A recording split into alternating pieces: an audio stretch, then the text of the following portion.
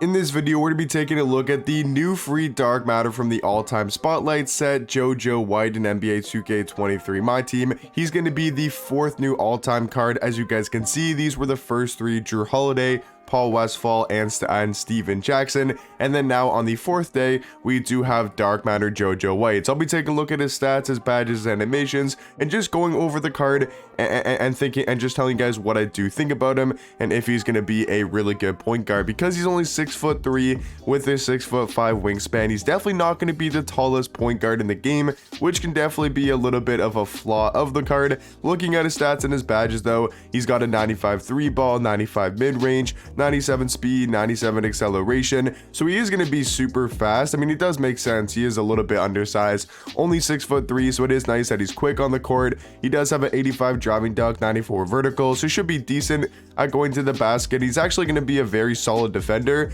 especially on the perimeter. 94 steal, 97 lateral quickness, 96 perimeter, 80 block, and an 85 interior defense. He also does have really good Hall of Fame defensive badges. That is a huge plus to have on this card, including Hall of Fame anchor, challenger, clamps, glove, menace, pick, dodger, workhorse. Definitely really good Hall of Fame defensive badges there. And then he's also got really good playmaking stats and badges with a 97 ball handle, 97 speed with ball. He's got amazing passing with a 97 pass accuracy and a 97 passing vision, and then also has almost every single Hall of Fame playmaking badge in the game. So yeah, this card, at least stats and badges wise, looks to be not terrible. Other than the fact that he's 6'3" with only a 6'5" wingspan, he looks to be a solid point guard on paper. Defensive tendencies are actually not that bad. 90 pass interception is really good for a guard. 84 speed, 84 on-ball steal is really good. 79 contest shot, 79 block shot is honestly pretty solid for a 6'3" point guard. So pretty solid defensive tendencies there. And then you take a look at his animations. He's got the Paul George base, which isn't my favorite base in the game. It's the same base that his Pink Diamond had, and then he also does have the Cameron Reddish upper. I think it's going to be an okay jump shot. I don't think it's going to be great, to be honest. I think it's just going to be a very mid jump shot. Like, it's not going to be great, but it's not going to be bad.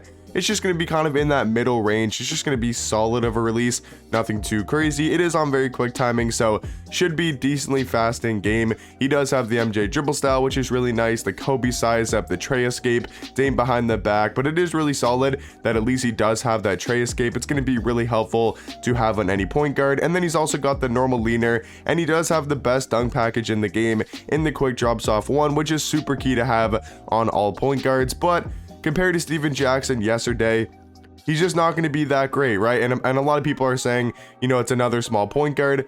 But yeah, like, I mean, he's not terrible. Like, he's not going to be an amazing overpowered point guard like a Ben Simmons, or he's not going to play in a lot of people's teams. But for a free point guard, is he better than Drew Holiday or Paul Westphal? That's kind of where the comparison starts. I mean, he's a better offensive card than Drew for sure. I would say he's probably got the better jump shot easily over Drew Holiday. Dribble sigs wise, I think he moves better than Drew. Probably going to feel a little bit quicker in game. Yes, Drew Holiday is a much better defender, but I think all around, I mean, I think you could make an argument that JoJo White is maybe the best point guard so far in the all-time set. Paul Westphal is also pretty good. He's another really good offensive point guard. So I think it's pretty much between Paul Westphal and JoJo White. But I think these are three solid point guards. Yes, they're undersized. I understand that for people that are trying to run them on their god squads, you know, trying to play people over Ben Simmons and Jokic. If you have those level of point guards, you really shouldn't be expecting any of these all-time cards to play on a god squad.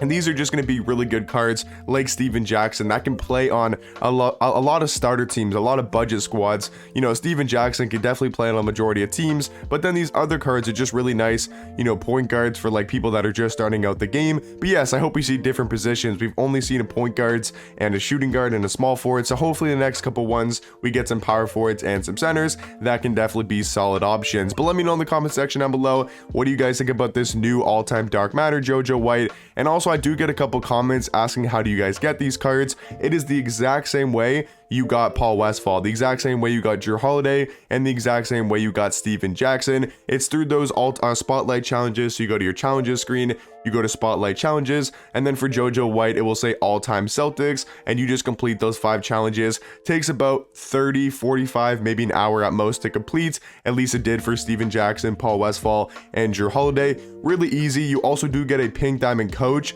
Like for Steven Jackson, I'm trying to remember which coach it was. I think it was like Steve Clifford, but I could be wrong.